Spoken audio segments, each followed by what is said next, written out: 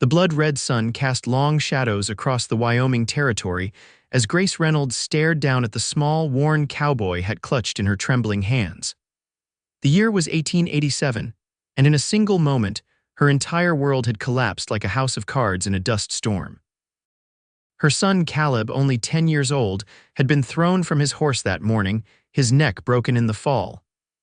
Now she sat on the wooden porch of their small homestead outside Oatman, the afternoon light fading as quickly as her hopes for the future. Mrs. Reynolds. The deep voice startled her from her grief.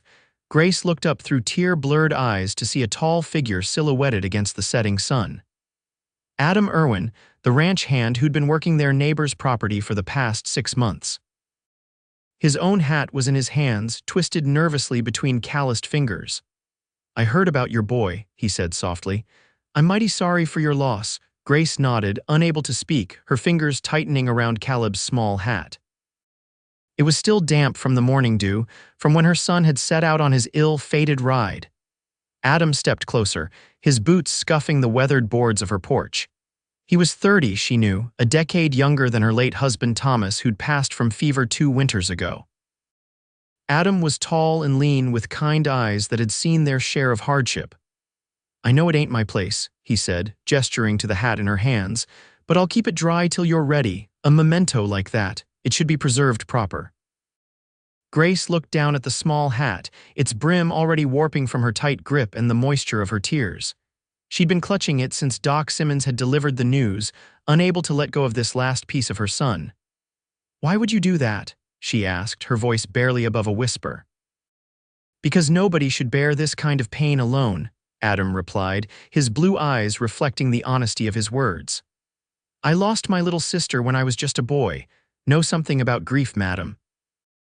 As the first stars appeared in the darkening Wyoming sky, Grace Reynolds made a decision that would alter the course of her life. She carefully extended her arms and placed her son's hat in the hands of this quiet cowboy. "Thank you," she whispered. Adam nodded solemnly. "I'll keep it safe." "You have my word." Neither of them could have known then how that simple promise would bind their fates together in the months to come. The following morning brought no relief to Grace's suffering. She moved through the house like a ghost, touching Caleb's things, his wooden toy horse, his small boots by the door. The emptiness of the house echoed with memories. A soft knock on the door roused her from her stupor. Mrs. Holloway from down the way stood there with a covered dish and sympathy in her eyes. "Brought you some stew," she said. "You need to eat, Grace." Grace accepted the offering mechanically. "Thank you, Elizabeth." "The town's taking up a collection for the burial," Mrs. Holloway continued. "Marshall Doyle's organizing it."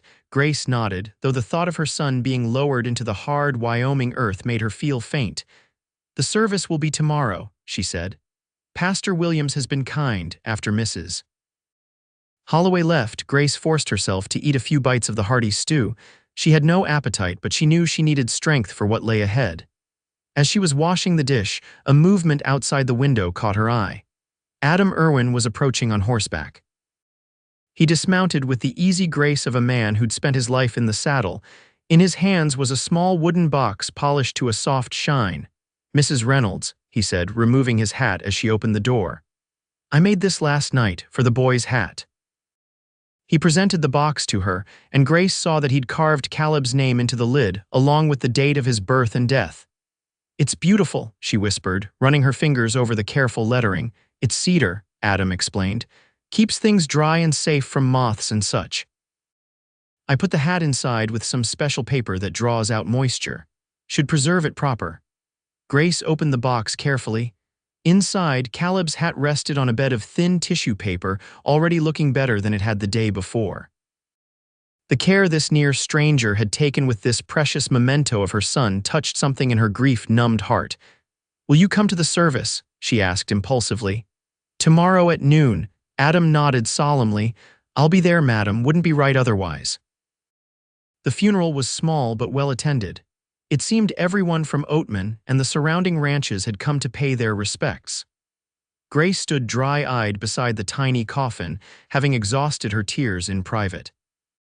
She wore her best black dress, faded from years of careful storage since Thomas's funeral. Adam stood at the back of the gathered mourners, his hat in his hands, his expression solemn. When it came time to lower the coffin, Grace felt her composure begin to crumble. Without a word, Adam stepped forward to stand beside her, a silent pillar of strength. He didn't touch her or speak, but his presence gave her something to anchor to as her son was committed to the earth. After the service, people filed by to offer condolences. Grace accepted their words with quiet dignity, though each expression of sympathy felt like salt in an open wound. When only Adam remained, she finally allowed herself to lean against the rough fence of the cemetery. "I don't know how to do this," she admitted. "How to go on." "You just do," Adam replied simply. "One day at a time until the days start to hurt less." "The ranch," she said, gesturing vaguely in the direction of her homestead. "I can't manage it alone. Thomas left it to me, but it was Caleb who was supposed to inherit it one day." "You thinking of selling?" Adam asked. "I don't know, maybe." The thought of leaving the home she'd built with Thomas, where Caleb had taken his first steps and spoken his first words, was almost unbearable, yet staying seemed equally impossible now. "Don't make any decisions yet," Adam advised. "Grief has a way of clouding judgment." Grace looked at him curiously. "You speak like a man who knows." "I told you about my sister," he said. "But I lost my parents too in a fire when I was 17, made some poor choices after that, running from the pain." His eyes took on a faraway look. "Took me years to find my footing again." As they walked back toward town, Grace found herself wondering about this cowboy who had shown such unexpected kindness.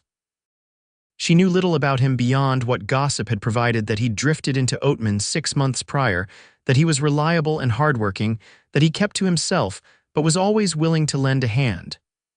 "Mr. Irwin," she said as they reached her wagon, "I'd like to thank you properly." "Perhaps you could come for supper tomorrow evening?" Adam looked surprised by the invitation. "That's not necessary, madam, please," Grace insisted. "It would give me something normal to do." After a moment's hesitation, Adam nodded. "If it would help, then I'd be honored." The next day, Grace found herself cleaning the house with an energy born of distraction. She polished the wooden furniture until it gleamed, swept the floors, and even changed the curtains. When she entered Caleb's room, intending to straighten it as well, she found herself frozen in the doorway, unable to touch his things. Instead, she focused on preparing a meal worthy of her guest. She slaughtered one of her chickens and set about making a stew with dumplings, a dish Thomas had always praised. As she worked, she realized this was the first time since Caleb's death that she had gone more than an hour without crying. Adam arrived promptly at 6, freshly shaved and wearing a clean shirt under his work coat. He'd brought a small bouquet of wildflowers, which he presented to Grace with an almost boyish awkwardness. "These are lovely," she said, genuinely touched by the gesture. "Just some pretties from the meadow," he replied. "My ma always said no lady should be without flowers." Grace arranged them in a jar on the table, their bright colors a stark contrast to the somber mood that had pervaded the house. As they ate, she found herself curious about this man who had extended such kindness to her. "Where are you from originally, Mr. Irwin?" she asked. "Colorado, madam, little mining town called Silver Cliff." "And what brought you to Wyoming?" Adam took a sip of water before answering. "Change of scenery, I suppose. Wanted to try my hand at ranching instead of mining. The mountains are in my blood, though." "You've been working at the Peterson place," he nodded. "Yes, madam, though Mr. Peterson's talking about selling. His rheumatism's getting worse and his sons have all moved east." Grace considered this information. "So you'll be moving on, eventually, I expect, unless something keeps me here." There was something in his tone that made Grace look up sharply, but his expression revealed nothing beyond polite interest in their conversation. After dinner, they sat on the porch with cups of coffee. The night was clear, with thousands of stars visible in the vast Wyoming sky. For the first time since Caleb's death, Grace felt a moment of peace. "Thank you," she said quietly, "not just for dinner company, but for everything." Adam nodded. "Might be presumptuous of me, Mrs. Reynolds, but if you need help with your place, I'd be willing." "Just until you decide what you want to do." Grace studied him in the dim light from the window. "Why would you do that?" "Because it's right," he said simply. "And because I think you're a strong woman who's been dealt an unfair hand. Sometimes even the strongest need a bit of help." His offer tugged at her heart. It would be improper, she knew, to have a single man working her property, living in her barn perhaps. People would talk. But the alternative, watching her late husband's dream fall into disrepair while she drowned in grief, seemed worse. "I couldn't pay much," she said finally. "Don't need much," Adam replied. "A place to sleep and meals would be fair enough, with perhaps a small wage when you sell your cattle in the fall." Grace extended her hand. "Then we have an agreement, Mr. Irwin." Adam's calloused hand engulfed hers, warm and steady. "Adam, please, madam, if we're to be working together." "Then you must call me Grace," she replied, feeling a strange flutter in her chest that she quickly attributed to relief. Adam moved into the small cabin that Thomas had built for hired hands, though they'd rarely been able to afford any. The structure was simple, a single room with a bed, table, and stove, but Adam seemed perfectly content with the arrangement. Over the following weeks, Grace watched as he tackled the work of 3 men. He mended fences, tended to the cattle, repaired the sagging roof of the barn, and even managed to get the old windmill working again to bring water up from the well more efficiently. Each morning he would nod to her as she brought him coffee, and each evening he would report on the day's progress before retiring to his cabin. Gradually, almost imperceptibly, Grace found herself looking forward to these brief interactions. She began to take more care with her appearance, pinning her hair more neatly and choosing her better dresses. When she caught herself wondering if Adam had noticed the new ribbon she'd threaded through her braid, she felt a flush of guilt wash over her. It had been barely 6 weeks since Caleb's death. What kind of mother was she, finding interest in a man while her son lay cold in the ground?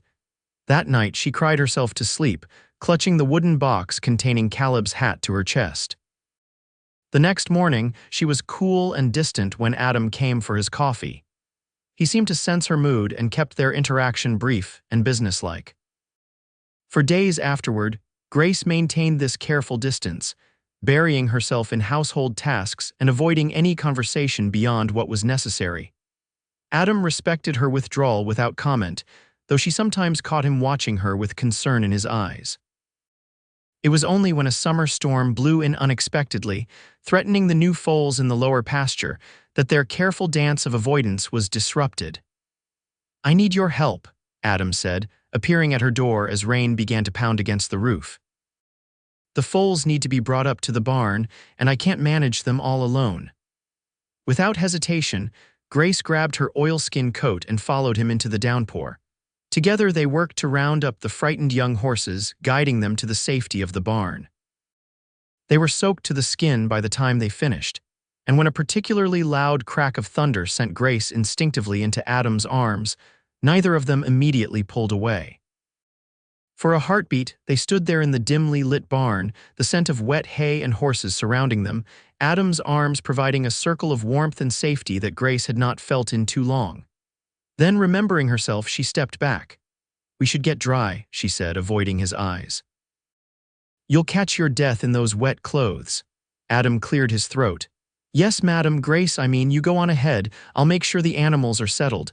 Grace hurried back to the house, her mind in turmoil. The brief moment of contact had awakened feelings she thought had died with Thomas, or worse, been buried with Caleb. The guilt returned, sharper than before. That night, unable to sleep, she lit a lamp and opened the cedar box containing Caleb's hat. As she traced the brim with her finger, she found herself speaking aloud to her son as if he could hear her. "I miss you every day," she whispered. "Every moment.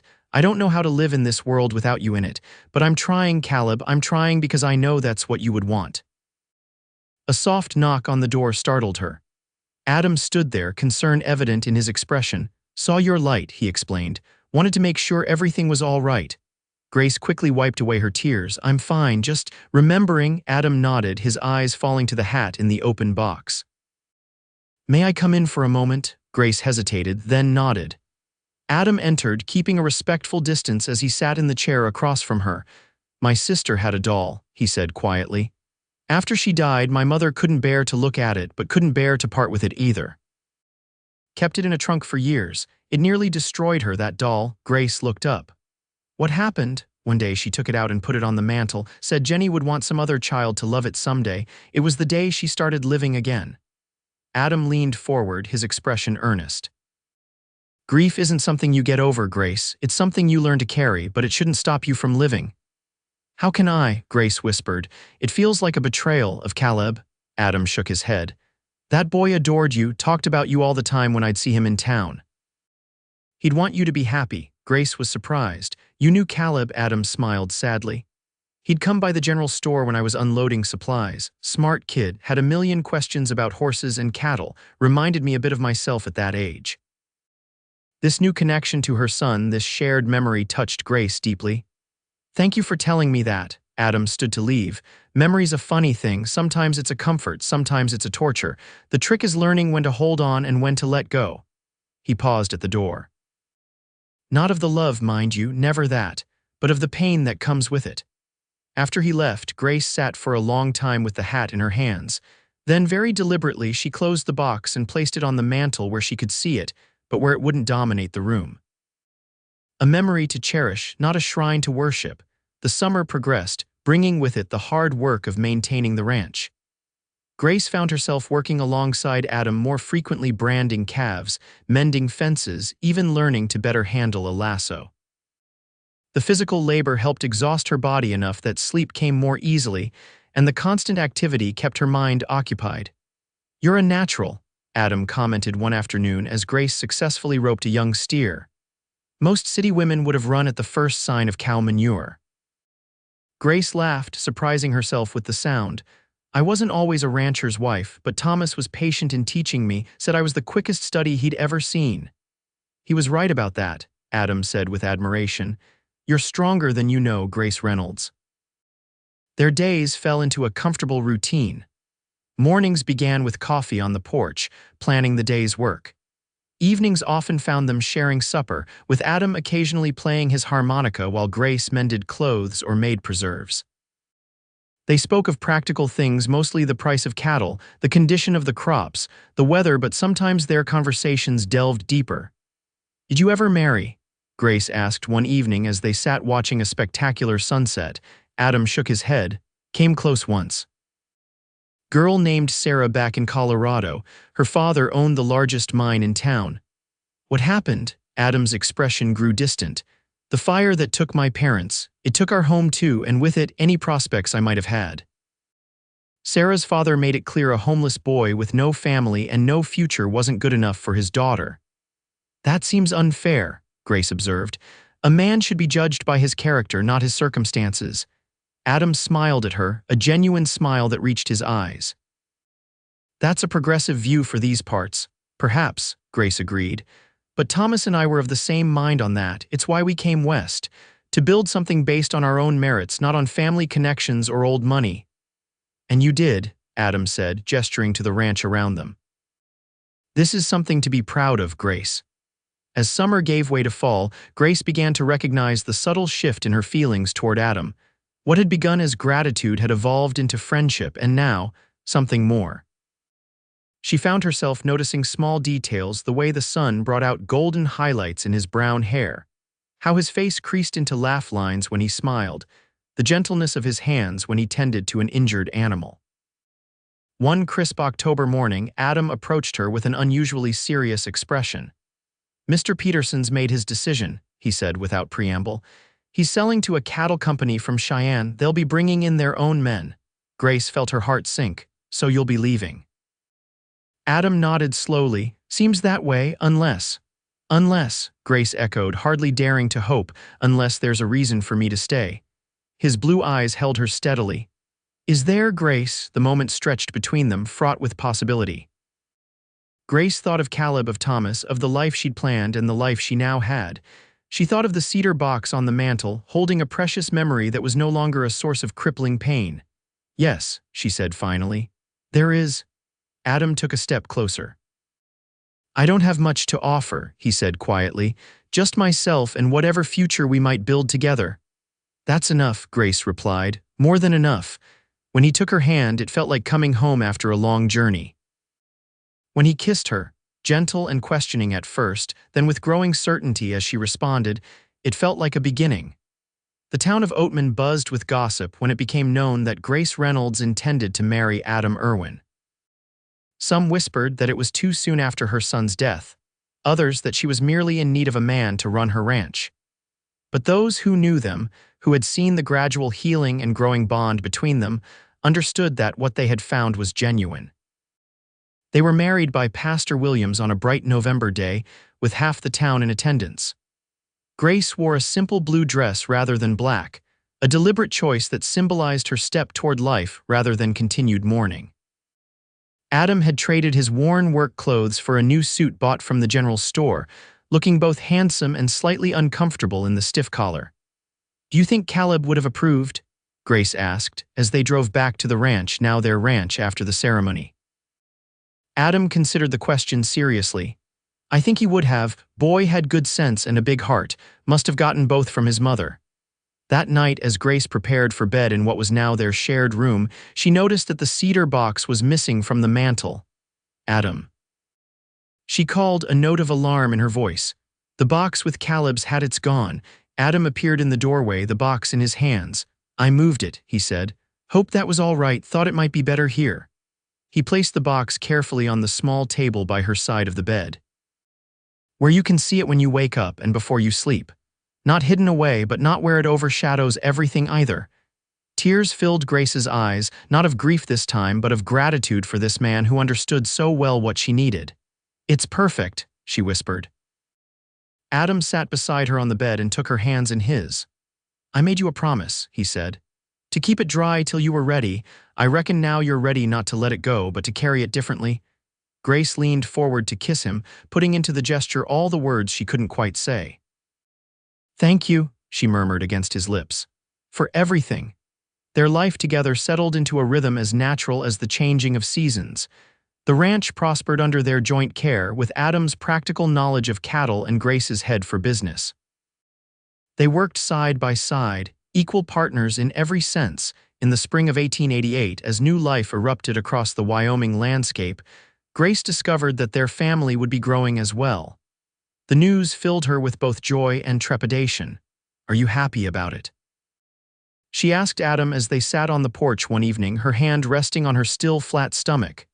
"Happy doesn't begin to cover it," he replied, covering her hand with his, "but I understand if you're afraid."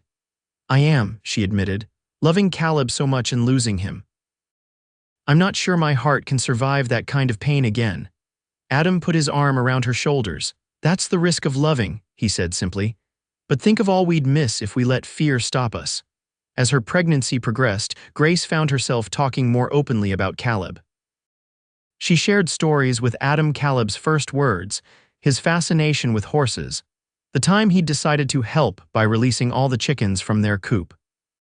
It was as if making room in her heart for this new child had also created space where memories of Caleb could exist without the sharp edge of grief cutting quite so deeply. The wooden box containing Caleb's hat remained on her bedside table, a quiet reminder of the son she had loved and lost. Sometimes she would open it, touching the worn brim and telling the new life growing within her about the brother they would never meet but whose spirit would always be part of their family. In January 1889, during a howling blizzard that blanketed the ranch in white, Grace gave birth to a son.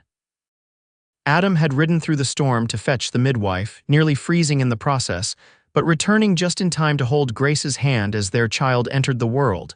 "He's perfect," Adam whispered, tears freezing on his cheeks as he cradled the infant. "What shall we name him?" Grace had been considering this question for months. "Thomas," she said, "Thomas Caleb Irwin." Adam's eyes met hers over their son's dark head. "Are you sure?" Grace nodded. "They're both part of who we are. It feels right to honor them." Little Thomas thrived, growing into a sturdy toddler with his father's blue eyes and his mother's determined spirit. He brought a joy to the ranch that had been missing since Caleb's death, his laughter healing places in Grace's heart she had thought would remain broken forever. On the morning of Thomas's third birthday, Grace woke to find Adam already dressed and preparing to go out. "Where are you off to so early?" she asked, rubbing sleep from her eyes. "Got something to take care of," he replied mysteriously. "Won't be long." When he returned, he carried a small package wrapped in brown paper. "This is for Thomas," he said, placing it on the table, "but it's really for all of us." Grace watched as Adam helped their son unwrap the gift, a small cowboy hat, similar in style to the one in the cedar box but new and sized for a 3-year-old. "Every ranch boy needs a proper hat," Adam explained as Thomas immediately put it on, the brim falling over his eyes. That afternoon, as Thomas proudly wore his new hat while helping Adam with the horses, Grace stood watching from the porch. The scene before her, her husband patiently showing their son how to brush a gentle mare, both of them with matching hats, filled her with a contentment she had once thought lost to her forever. Later, as Thomas napped, exhausted from his exciting day, Grace found Adam in their bedroom. He was standing by her bedside table, the cedar box open in his hands. "I was thinking," he said as she entered, "that maybe it's time for this to come out of the box, not to forget but to remember in a different way." Grace approached slowly, her heart pounding. The hat looked smaller than she remembered, the felt worn thin in places from years of use. It represented so much Caleb's short life, her overwhelming grief, the kindness of a stranger who became the center of her world. "Where would we put it?" she asked. "I thought maybe on a peg by the door," Adam suggested. "Where Thomas can see it, can ask about it when he's older, where Caleb can still be part of our daily lives in a way." Grace felt tears well up, but they weren't the desperate tears of grief that had once consumed her. These were gentler, touched with both sadness and gratitude. "I think that's perfect," she said. Together they hung Caleb's hat on a peg by the front door where the morning sun would touch it briefly each day. It looked right there, Grace thought. Not hidden away, not forgotten, but integrated into the fabric of their life together. That evening, as they sat on the porch watching the sunset, Thomas playing with wooden blocks at their feet, Grace leaned her head against Adam's shoulder. "Thank you," she said softly. "For what?" He asked, his arm tightening around her. "For keeping your promise, for helping me be ready." Adam kissed the top of her head. "I reckon we helped each other," he replied. "That's what family does." The years passed, bringing changes to the ranch and to their family. A daughter, Elizabeth Grace, joined them in 1892, followed by another son, Robert Adam, in 1894. The ranch expanded as they acquired neighboring land when old Mr. Peterson's property was divided after his death. The town of Oatman grew as well, with a proper school being built and even talk of a railway spur line that would make getting cattle to market easier. Through it all, Caleb's hat remained on its peg by the door. It became a natural part of their home, occasionally prompting questions from the children as they grew old enough to wonder about the small hat that was never worn but always treated with reverence. "That was your brother's hat," Grace would explain, lifting Thomas or Elizabeth or Robert up to see it better. "He would have loved you very much." Sometimes on the anniversary of Caleb's death or on his birthday, Grace would take the hat down and hold it for a while, remembering the boy who had worn it. But the memories were tempered now by the joy of the life she had built with Adam, by the laughter of their children, by the knowledge that love wasn't a finite resource, but an ever-expanding circle. In 1897, on the 10th anniversary of Caleb's death, the whole family rode to the small cemetery where he was buried. Thomas, now 8, was solemn as he helped his younger siblings gather wildflowers to place on the grave. Adam stood with his arm around Grace, both watching their children honor the brother they had never known but who remained an important part of their family's story. "You were right," Grace said quietly, "about grief being something you learn to carry." Adam nodded. "It gets lighter, but it never goes away completely, nor should it." "No," Grace agreed. "That would mean forgetting, and I never want to forget him." Later that night, after the children were asleep, Grace found Adam on the porch, looking up at the stars. "Penny for your thoughts," she said, sitting beside him. Adam smiled and took her hand. "I was just thinking about that day when I saw you holding Caleb's hat, looking so lost. I never imagined then that we'd be sitting here like this 10 years later." "Did you know, even then," Grace asked, "that you had feelings for me?" Adam considered the question. "Not exactly, but I knew I wanted to help ease your pain if I could. The rest, that grew over time." Grace leaned against him, drawing comfort from his solid presence as she had for a decade now. "I'm glad you offered to keep that hat dry for me." "So am I," Adam replied, kissing her softly. "So am I." As the 19th century gave way to the 20th, bringing automobiles and telephones even to remote Wyoming, the Irwin Ranch remained a constant in a changing world. Thomas, now in his early teens, showed every sign of becoming an excellent rancher, with a natural affinity for the land and animals that reminded Grace powerfully of both his father and the brother he had never known. Elizabeth, at 8, was her mother's daughter, practical, intelligent, with a head for figures that would serve her well. And 6-year-old Robert was the dreamer of the family, always lost in books or staring at the horizon as if imagining what lay beyond it. One spring morning in 1903, as Grace was hanging washing on the line, Thomas approached her with an uncertain expression. "Ma," he said, shuffling his feet in a way that reminded her he was still more boy than man despite his height, "can I ask you something?" "Of course," Grace replied, shaking out one of Adam's shirts. Thomas took a deep breath. "Pa said I should talk to you about it first. I was wondering, could I have Caleb's hat to wear? Grace's hands stilled on the damp fabric. "Caleb's hat, but why? I'm about the age he was when." "When he died," Thomas said carefully. "And it's just hanging there. I thought maybe it would be a way to remember him, to carry him with me when I'm working the ranch." Grace studied her son's face, so earnest, so sincere in his request. Thomas had grown up with stories of the brother he had never met, had placed flowers on his grave every year of his life. In many ways, Caleb was as real to him as any living family member. "Let me think about it," she said finally. "I need to talk to your father."